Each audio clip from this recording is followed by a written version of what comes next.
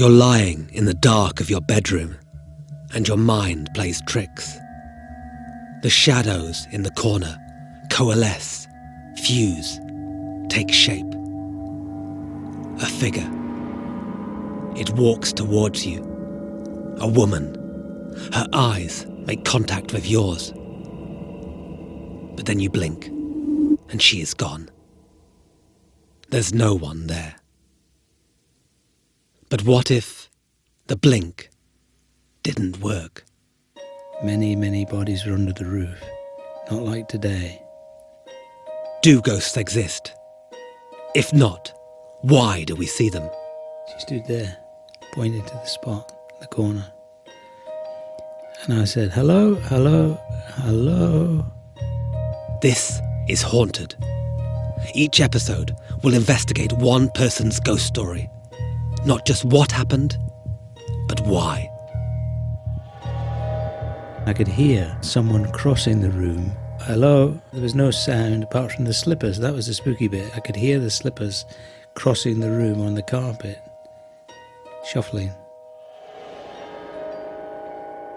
I'm Danny Robbins, and this time I travel to an old cottage in a small English country village, home to a widower, a nighttime apparition, and a ghost who knows no boundaries. This is episode 5, The Woman in the Corner.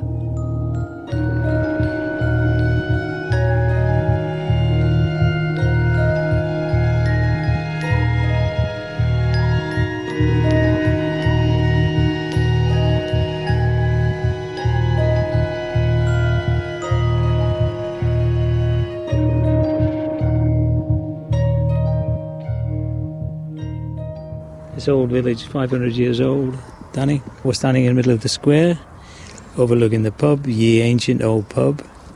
Meet Jim. We're walking through his village in rural Rutland, England's smallest county in the Midlands. The county slogan is Multum in Parvo, much in little. There's Main Street. That's one of the quietest main streets I've seen. Yeah, it's busy. Traffic's murder, isn't it? There's not a soul in sight. There's a reassuringly British drizzle coming down. Yeah, it's lovely, isn't it? I love rain. It's beautiful. It makes things grow. Keeps us sane. Jim's story came to me via his daughter. She said, "My dad has a ghost in his cottage." She told me the bare facts, but that was enough. So here's your cottage. Yes, 2 cottages, as you can see, joined together to make one. Jim explains that the twin cottages would have belonged to 19th century farm workers. I think there was about 8 to 10 people in the house. It's a lot of people. A lot of bodies. This was a place where people lived and died, presumably. Yeah, that's it. The graveyard says it all. Shall we wander in? Yeah. Jim was in the Royal Navy, sailing the 7 seas. But now he's retired and lives alone. His wife died nearly 20 years ago. I see you've got a hat there saying first mate. Yeah, I was a naval man. When did you become a sailor for the first time? For 15 when I joined the RN. 15 years old? Yeah, it's really young, isn't it? So did you effectively run away to sea then? I suppose you could say something like that. Yeah. It was the Royal Navy. A 15-year-old was not seen as crazy, although it would be today, I suppose. I was told that you've got some very impressive tattoos as well for your Navy days. Who told you that? Well, I heard a little bird told me. I have got some. I've actually got 3. Can I have a peek? You can have a look at these 2. The third one you can't see. Okay. Is that in an intimate place? Yeah, it's on the bottom. Oh, okay. I won't ask to see that one. I think that's what makes you so unflappable and unafraid of ghosts. You've lived a life on the high seas. Maybe there is something of that. I don't know. I'm just a tough guy. Jim is tough, but Parkinson's disease has rendered him slower, more tentative. A collection of 70th birthday cards sit on the table, addressed to Dad or Grandad. They fight for space, though, with Jim's other passion. Every available surface of the cottage is filled with pieces of wood that Jim has carved, sculpted and polished. Bowls, ornaments, figures. They're exquisite. He shows me his workshop as I munch birthday cake made by his sister. You sit here and you kind of carve and work the wood. Yeah. You've got a torso here. Yeah, an olive torso. It smells very, very nice. Jim's daughter has told me these tools belonged to her mum. She was the artist, but when she died, Jim packed up her workshop and transported the entire contents to his new house, recreating it. Then he taught himself how to sculpt like her, how to make these objects of beauty, carry on his wife's work. The whole time we speak, I feel we're hedging around the reason I've come here. The way this quiet cottage changes character at night. It's time for us to go upstairs, to hear about who Jim shares his home with. The woman in the corner.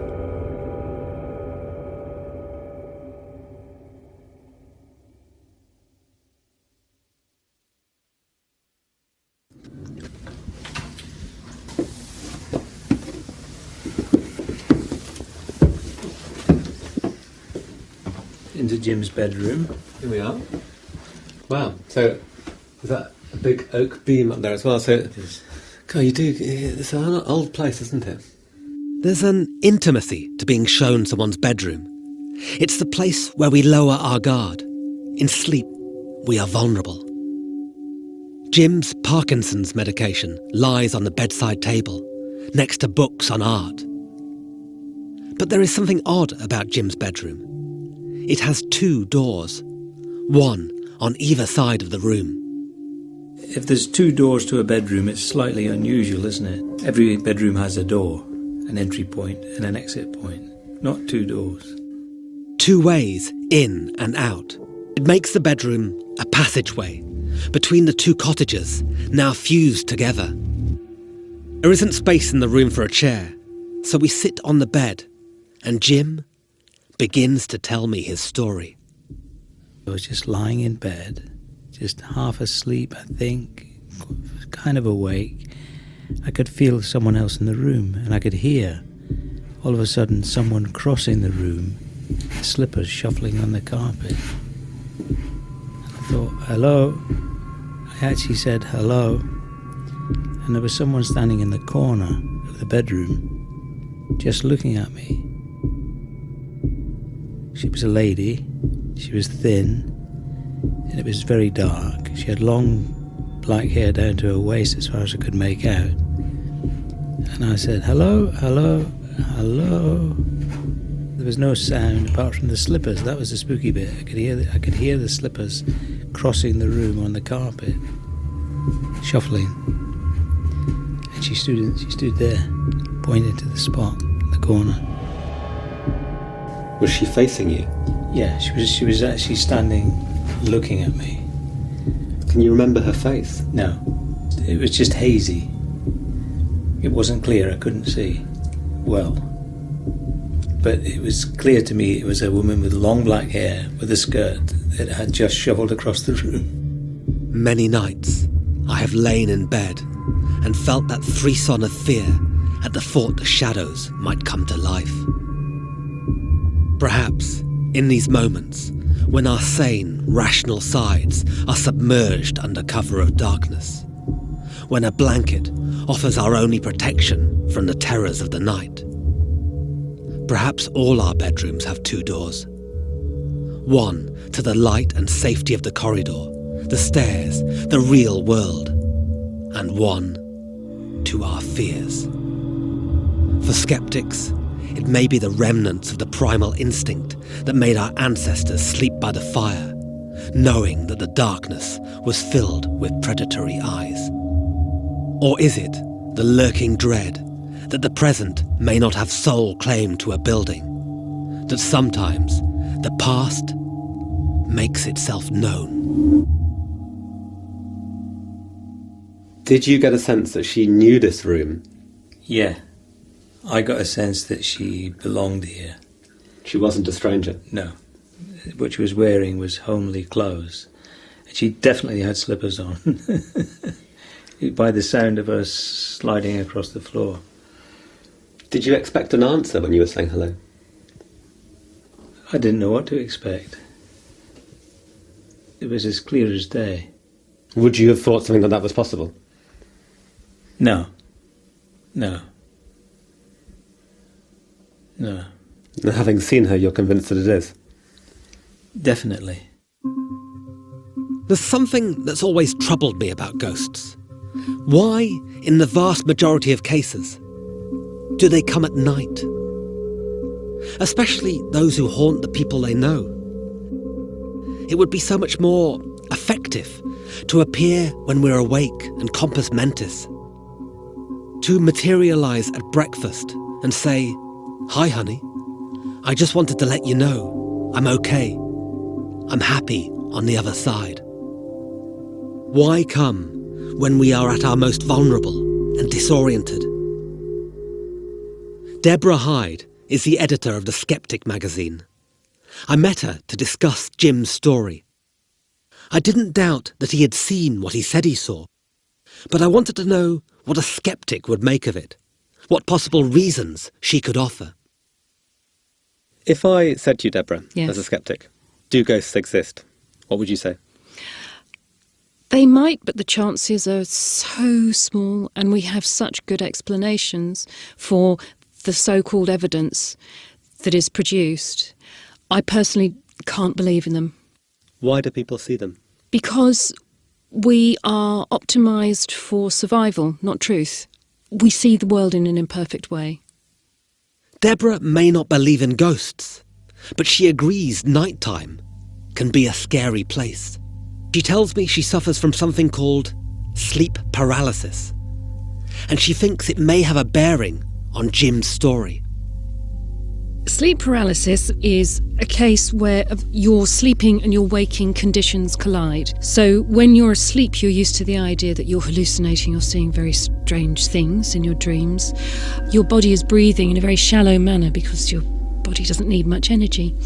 And you can't move your muscles when you're having dreams for the very good reason that you would act out your dreams and be violent to walk around. If you don't wake up normally, if all of the switches get switched on and off in strange order, then you can have a situation where you correctly perceive your own surroundings. There is a sense in which you are awake and conscious of what's going on around you. But you're probably lying on your back, you can't move, you might feel that you can't breathe properly, and there might well be a shot of fear. I mean, biological fear is terrifying.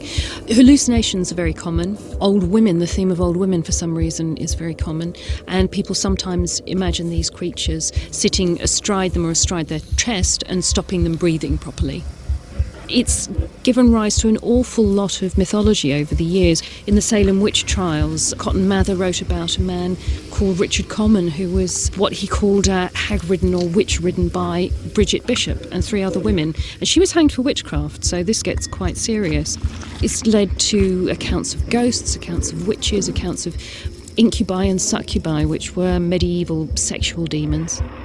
People have understood it in the context of their own culture, and it's given rise to the thought of some really malignant, demonic, supernatural beings.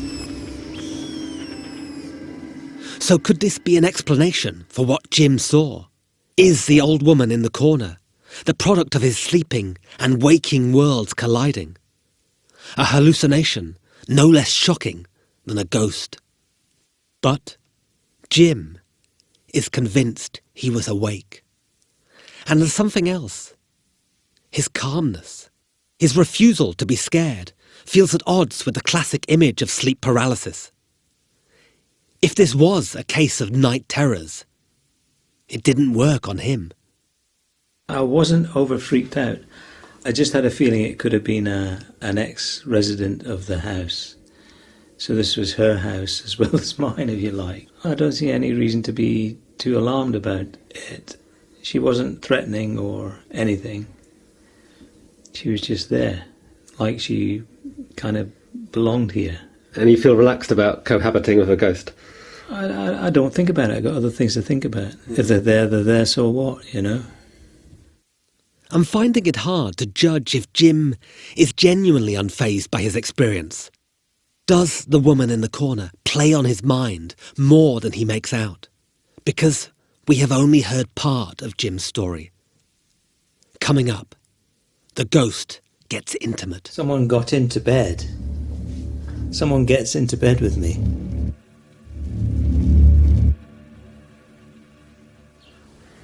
I'm a city dweller. The countryside unsettles me. The lack of light, noise, bodies. I'd find it hard to sleep in Jim's cottage, surrounded by a silence that magnifies every sound. So here I am in bed, I'm asleep, and probably in the middle of the night, 2 or 3 in the morning, I feel the bed moving, the quilt moving, quite severely, not a little scratch. I'm talking about the thing moving. You know, that's the moving quilt. Someone's getting into bed with me. Has my luck changed? So I look over and I say, hi, who is it? It's a full-on movement on that side of the bed. And that happens quite often. How do you cope with that? That is so strange and so creepy. I don't know why I cope with it so well. I just don't dwell upon it. It's not threatening at all. It's just a little bit confusing. It's a very strange intimacy. Someone getting into bed with you. It is. I'm a little bit freaked, just a little bit. Who is it? If you got into bed beside me now, you'd move the bed, I'd realise that someone was getting into bed. Yeah, so you physically feel the bed go down, an indentation. Yeah. This is so strange. I look at Jim, trying to make sense of something. Behind the charm, the ex-Navy swagger, and the tattoos. What I'm trying to work out, Jim, is is this you being the gruff ex-sailor tough guy saying you're not scared about this? No. Because you said before I was a bit freaked out by it. Are you being totally honest with me, or is this a little bit more unsettling than you make out? Maybe it is, I don't know. Because I can't think of many things more unsettling than a ghost getting into bed with you. I'm not trying to stifle any weak feelings or feelings that I'm scared. I mean, I get scared like anyone else. I do, really. I get scared in football crowds and stuff. But it doesn't scare me like that at all. I mean, the little lady would be enough to shake many people, but it didn't shake me at all. Because she kind of belonged here. She wasn't threatening, she was just there. She was just looking at me. There's other times, if it's dark and I haven't put a light on, and I can make myself feel kind of spooky if I've watched a horror film or something. But I mean, then I have a proper experience like I had, and there's nothing to worry about. So real ghosts are less scary than horror films? Yeah, oh, definitely. Horror films can do nasty things to you. Are you sure ghosts can't? Yeah, why would a ghost want to do something nasty? There is one other possible answer to what Jim experienced. One that lies not in the mind, but in the body. His Parkinson's, and the little pills he keeps by the bed. I hope you don't mind me asking this, Jim, but you're on medication, aren't you? Yeah, I am, for Parkinson's disease, which I take daily. Side effects, when you read the spiel in the little box, it says hallucinations could take place, and a million other side effects. So I don't think it affects me in that way, but it slows me up a bit. I'm still a hunk, aren't I? You are a fine figure, old man. Aye. It's interesting as a possible explanation for what happened.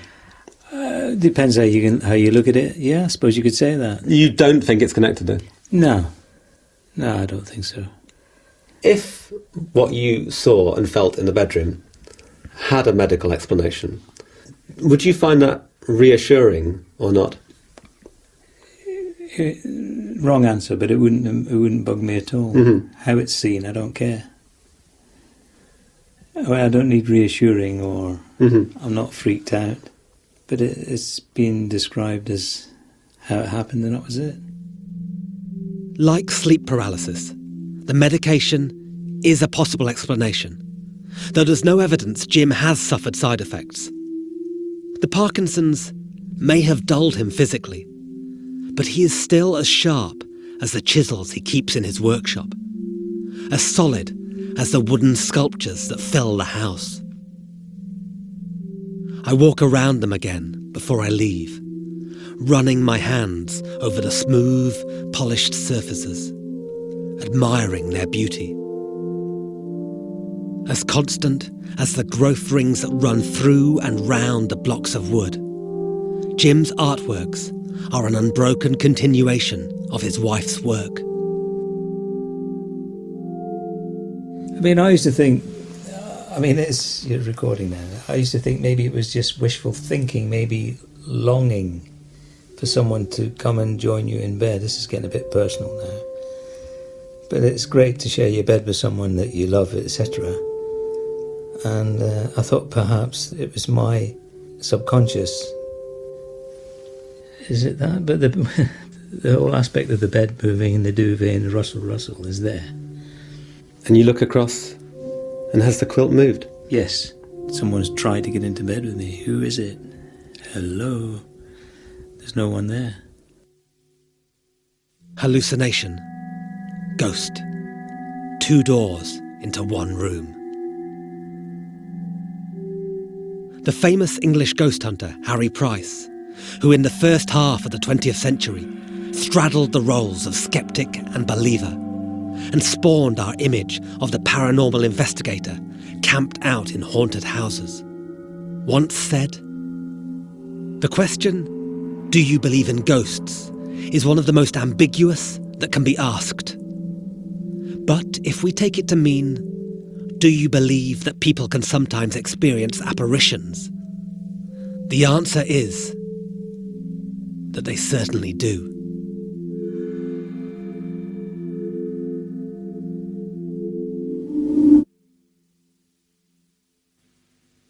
Thank you to Jim for telling me his story.